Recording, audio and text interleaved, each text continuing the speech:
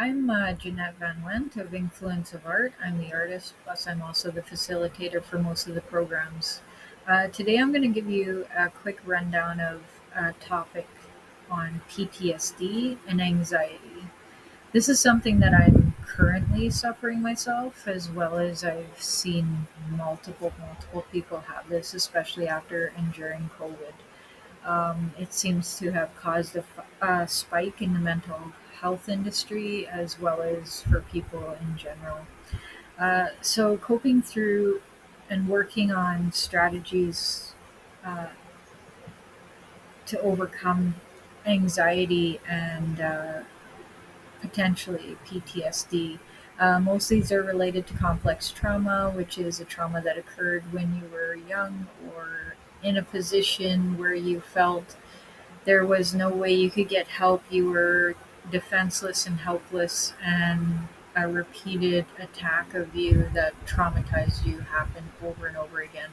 A lot of times, this can even be something like an accident or the loss of a loved one, or a change in lifestyle, or constantly moving, or going through other social aspects of hardships that might be traumatizing to a person. There is no general statement for this trauma. It's an individual perspective. What I can say first is I commend everybody who's done these live feeds and these live broadcasts. This is probably one of the most challenging events that I'll ever be involved in myself. I'm not a public person or a public speaker. I don't even like doing this in a small crowd. So, although I am a facilitator and I will facilitate for groups, it's a very different type of an aspect talking to a screen. So I commend everybody who's gotten the opportunity and taken the opportunity to do this. This is a great coping mechanism, and I'm going to try it as part of my healing journey for anxiety and PTSD. Is number one, talking about it and getting to that deep, concentrated, complex trauma, figuring it out, and dealing with it personally so that I can look back at these videos and see the things that I want to see so I can best find plans and ways to cope and prevent things that are happening to me that are causing this. I'm going to just say right off the bat um, that I was somebody who didn't believe this is something that's more than just something happening in your head. That if you had realized, it's just in your head and it's not really happening out there, that you would overcome it. And I'm going to say I was a firm believer in that, and that this has changed my perspective dramatically. I've heard people talk about anxiety, I've seen people go through anxiety, I've witnessed anxiety attacks through other people, but I've never had an anxiety attack myself until more recently, where um, quite a few different events in my life happen relating to my parents getting older and having issues and passing away. I have personal trauma from my past. Growing up in a really tough environment makes you tough, but it also causes a lot of complex trauma. Uh, the other thing, I had chosen bad relationships based on the fact that I came from an environment that really didn't set me up for the best choices or understanding even what choices were out there. So, um, I'm going to have to say that I have dyslexia and auto processing disorders. So, I've dealt with disability my whole life. Dyslexia is very difficult. I've spent my entire life working through it, and I still struggle today. And I've done everything from starting out having pen pals as a child.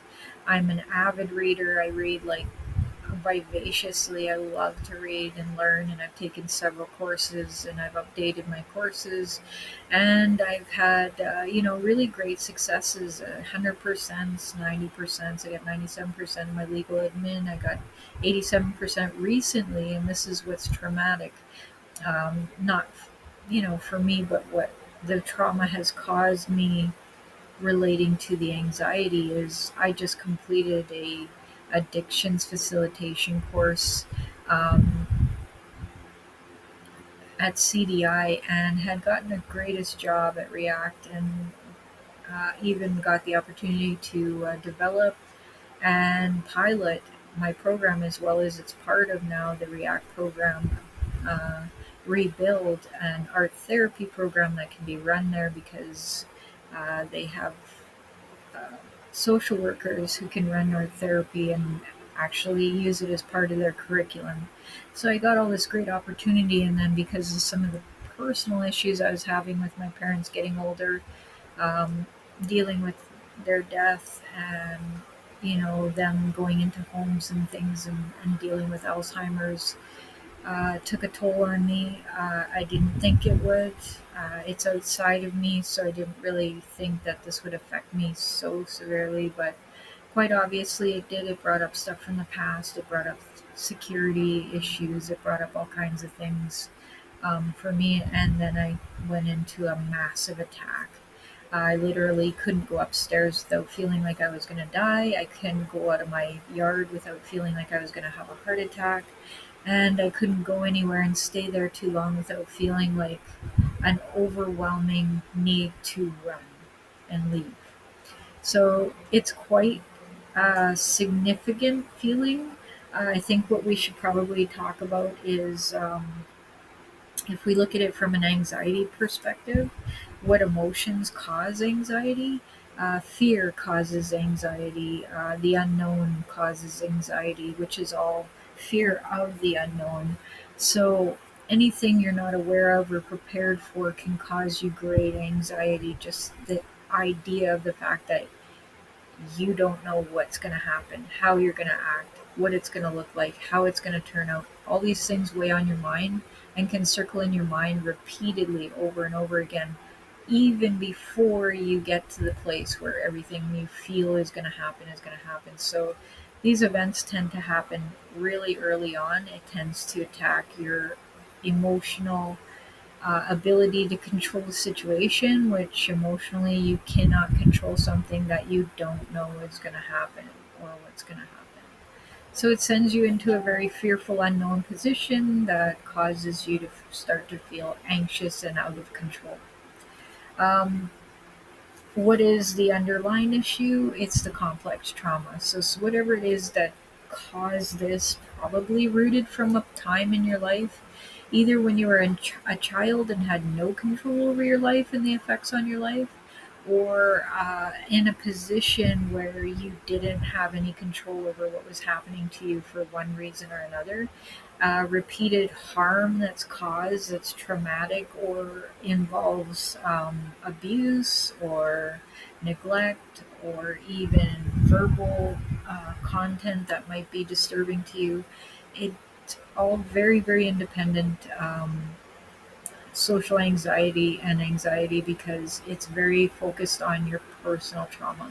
So whatever it is that you went through as a child, or as a person as that got older, where you were out of control and weren't able to have the control over your life, and you felt you were being abused or neglected, didn't get the things that you needed, those can cause the trauma, which are the underlying issues for why you get triggered by things when you go out, and it causes anxiety. So, a really good thing to do is these videos. I mean, doing these videos, like I said, if you've done them before, I praise you, commend you. It's really a challenge. I'm using it as a way to combat my anxiety and PTSD, because I'm hoping that I will look back at this and see things that, and hear things that will give me ideas as to what caused this anxiety. So, I would say anytime you're having an anxiety attack, if you can pull out your phone and tape yourself, you can think about, if you do it, if you can't do it at the time, do it after the fact, and think about what you were about to do before the anxiety started. So that's a good place to start after you've done your video, is look at where did this all begin, and then try to work through it there. What were the things that set you off? What were your triggers? What were some of the things that came to your mind?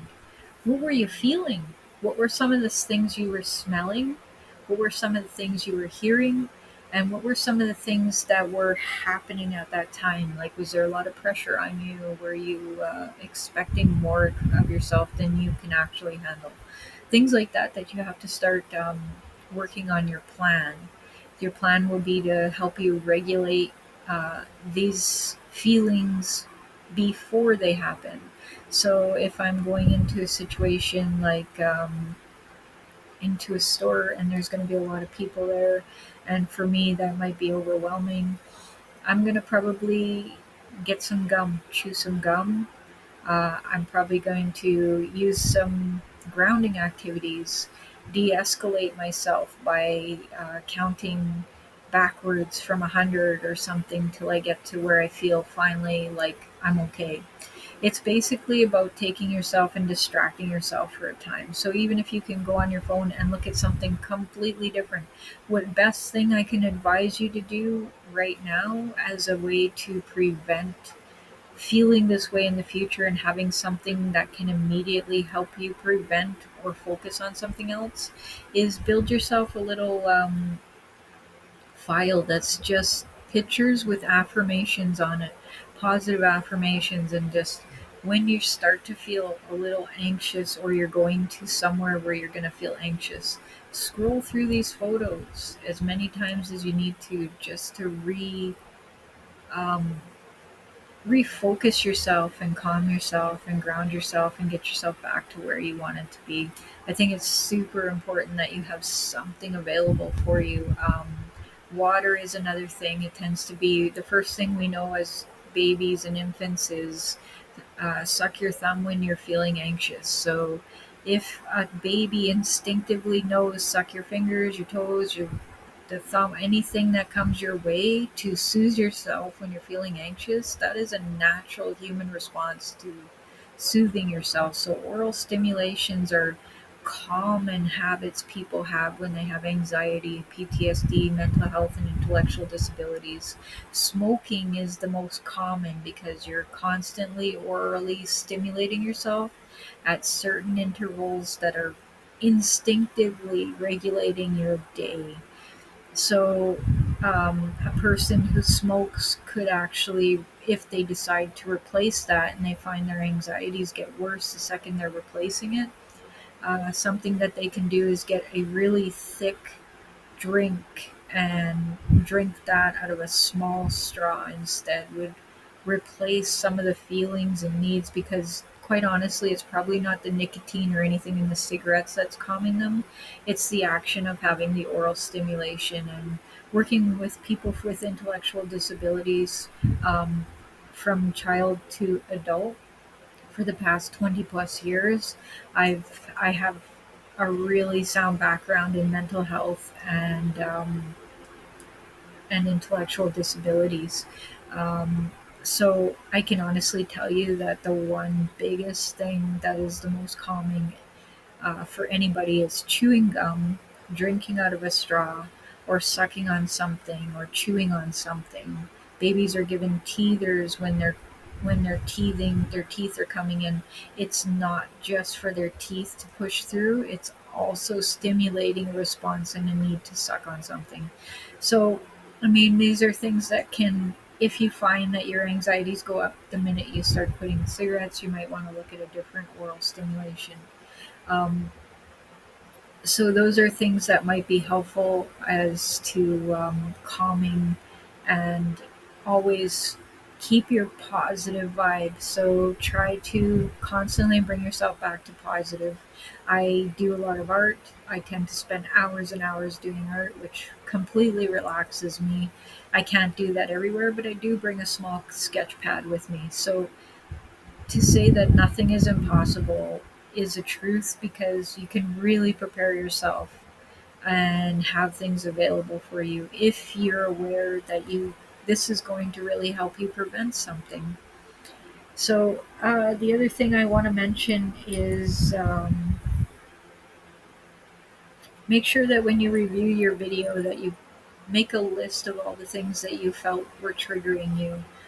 There's going to be more than one. That's what's hard about triggers, is you think it's one thing, and then one trigger leads to another trigger, and another trigger leads to another trigger. So you want to go through your pattern of triggers and find out what the actual complex trauma attached to them is. So the underlying issue is probably your number one focus for recovery. So for me, it would be putting my mom in a home during COVID. going through COVID and then watching my dad drag us all back to what we went through as children while he went through dementia. These were all really complex. My dad ended up fighting really hard before he passed away. It was an awful thing to see, very traumatic, but it also brought back the past. So things that I'll look at for myself will be really critical in self evaluation, and this video will help a lot with self evaluation. So make sure you take the time to go back over your own videos and look over, even if you don't live post them and you just videotape them for your own reference. This is a great thing to do. Find every single one of those triggers and find a plan that works well for each trigger. A lot of times one thing will work well for most of them, like chewing gum or having a drink of water, making sure you have a bottle of water with you all the time. Things like that that are not hard things to have. If it's phobias you have, like people coughing and sneezing, having a mask on you is not a crime. These are things you can do to prevent yourself from really spiraling out of control, and having those experiences that make it a negative experience instead of a positive outcome. You got through it, you made it through, you survived. The last thing I want to mention is get yourself a clear structure of boundaries and limits. Um, the minute you know you're dealing with something bigger than you, the first thing you need to do is lock down your boundaries and limits. First thing I would do is decide what limits I have. Can I handle, going out somewhere? Can I work right now? Can I do this stuff right now? I actually quit my job. This is how bad my anxiety got. I could not leave my door. So I've spent some time really going over this, and I'm starting to realize like limits are probably the most important thing you have to have. What can I handle right now? I can always add stuff, I can always take stuff away.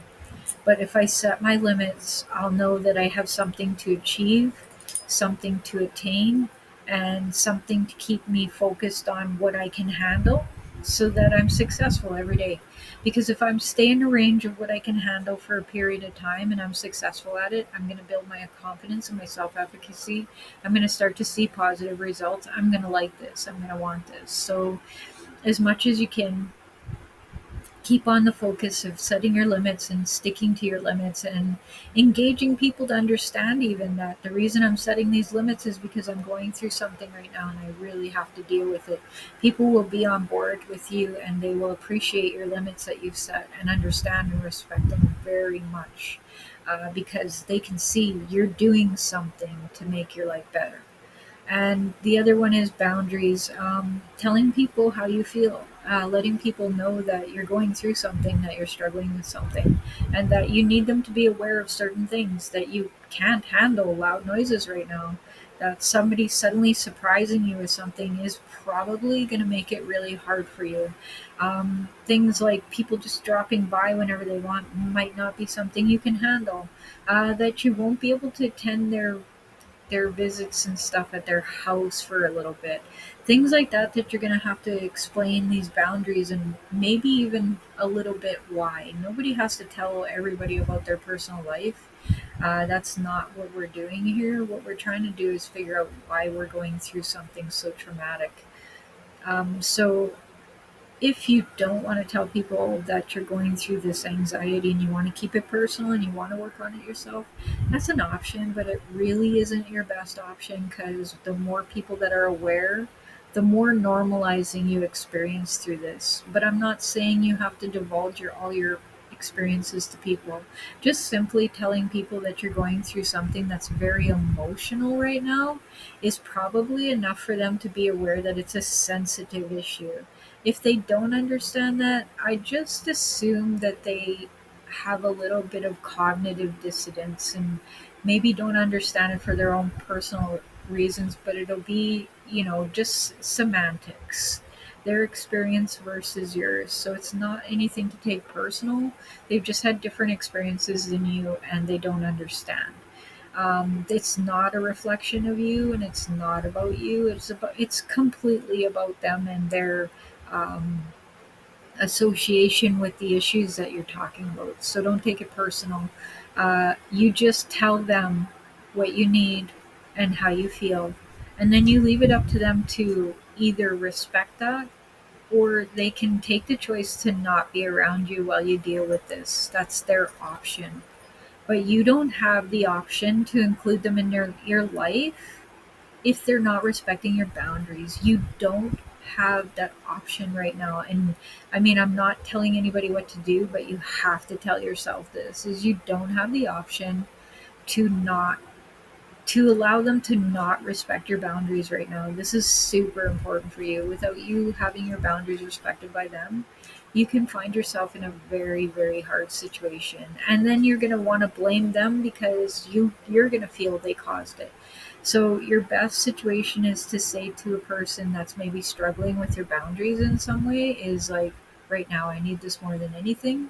It's the most important thing to me right now, and if you can't accept that or understand it, I'm gonna need to take a break from, us hanging out together, being in close contact with each other for a bit, because the one thing I really need right now is these boundaries to be respected.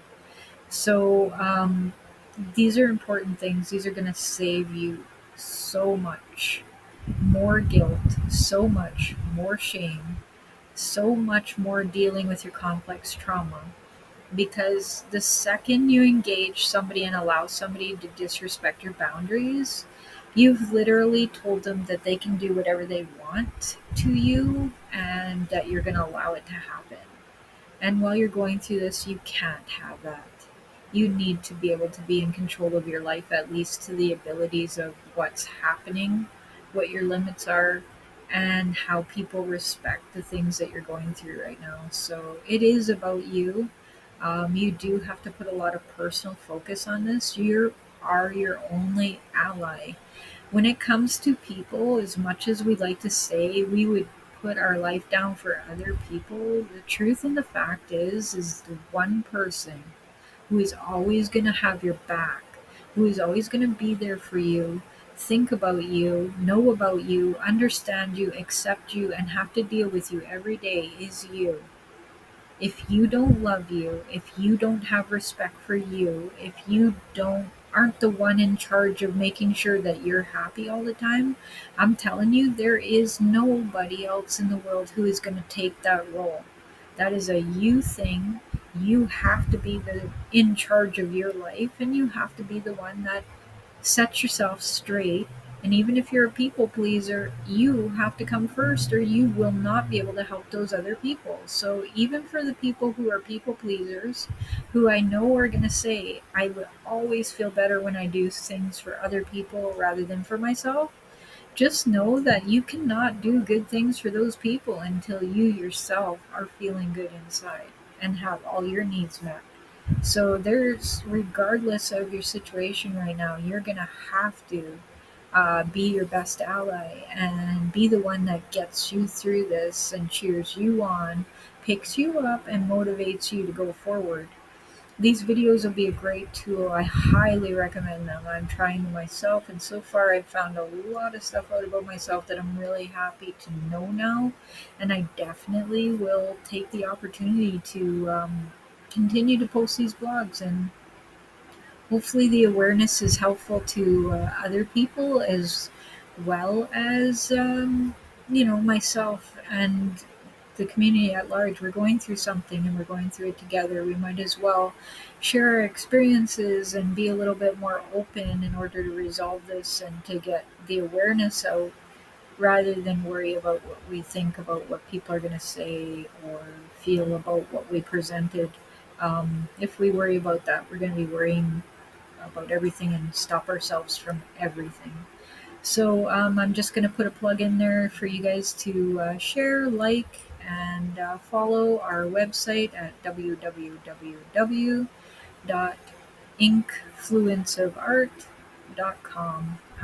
Please check out our website. There's a lot of really good information on intellectual disability, mental health, um, art therapy, therapeutic art therapy techniques, tools and techniques, and I'm developing my own educational software for people to be able to use hopefully soon. where I'll have my 7 courses available to everybody who would like to participate in some therapeutic life coaching techniques. So stay tuned and hope to talk to you guys very, very soon.